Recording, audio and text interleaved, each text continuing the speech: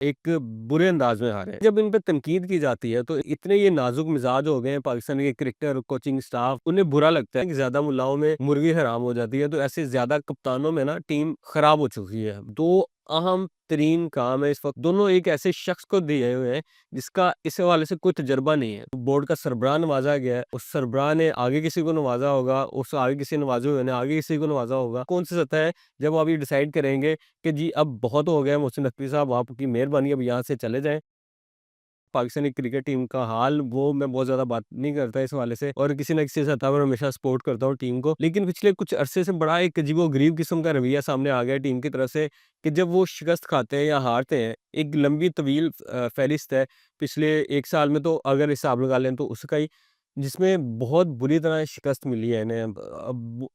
چھوٹی چھوٹی ٹیموں سے بھی ہارے ہیں، بڑی ٹیموں سے بھی ہارے ہیں، اور یہ نہیں کوئی کمپیٹیٹو طریقے سے ہارے ہیں، ایک برے انداز میں ہارے ہیں۔ لیکن جب ان پہ تنقید کی جاتی ہے تو انہیں اتنے یہ نازک مزاج ہو گئے ہیں پاکستان کے کرکٹر، کوچنگ سٹاف، اور جتنے بھی جنہیں ہم سٹارز کہتے ہیں، کہ انہیں برا لگتا ہے، اور وہ کہتے ہیں کہ جی قوم ہم پہ تنقید کر دی ہے۔ آپ کے سامنے پچھلے دنوں آپ نے دیکھا ہوگا بولرز کے، کوچنگ سٹاف کے بیانات سامنے تھے کہ جی قوم تو ہم پہ تنقید کرتی ہے، اور لوگوں کو تنقید کرنے کا موقع مل جاتا ہے ہم پہ، تو تنقید کرنے کا موقع اس لیے ملتا ہے کہ آپ پرفارم نہیں کر رہے، ٹھیک ہے۔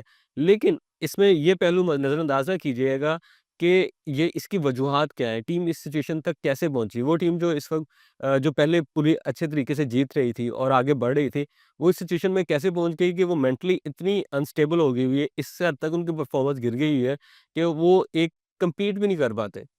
اس کی دو وجوہات ہیں، لیکن جیسے وہ مثال ہے نا کہ زیادہ ملاؤں میں مرغی حرام ہو جاتی ہے، تو ایسے زیادہ کپتانوں میں نا ٹیم اس وقت خراب ہو چکی ہے بہت زیادہ۔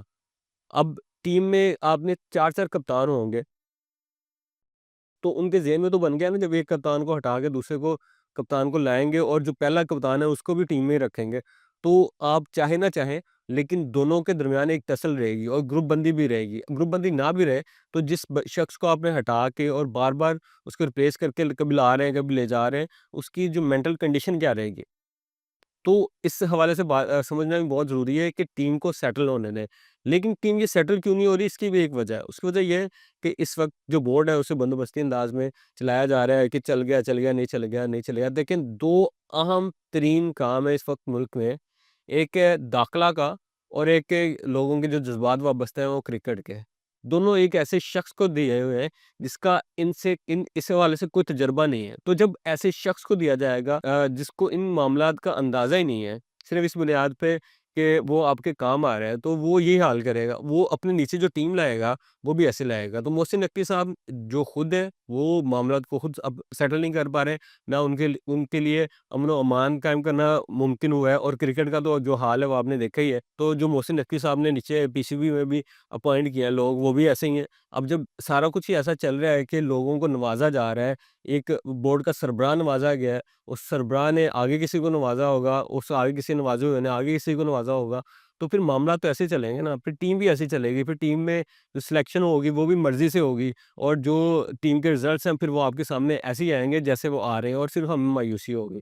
تو جب تک ان معاملات کو سیٹلمنٹ نہیں ہوگی، چیزیں ٹھیک نہیں ہوں گی۔ لیکن ایک سوال ضرور بنتا ہے وزیر اعظم سے کہ وہ کون سی سطح ہے جب وہ آپ نے ڈیسائیڈ کر لیا ہوا ہے، یا جنہوں نے محسن نقوی صاحب کو اپوائنٹ کروایا ہے، کہ وہ کون سی سطح ہے جب آپ یہ ڈیسائیڈ کریں گے کہ جی اب بہت ہو گیا محسن نقوی صاحب، آپ کی مہربانی اب یہاں سے چلے جائیں، کیونکہ آپ نے جو کرکٹ کا حال کر دیا ہے وہ ناقابل برداشت ہے۔ اور ظاہر ہے سیاست کی میں پہلے بات کر چکا ہوں، امن و امان کے حوالے سے بھی ان سے یہی سوال ہونا چاہیے۔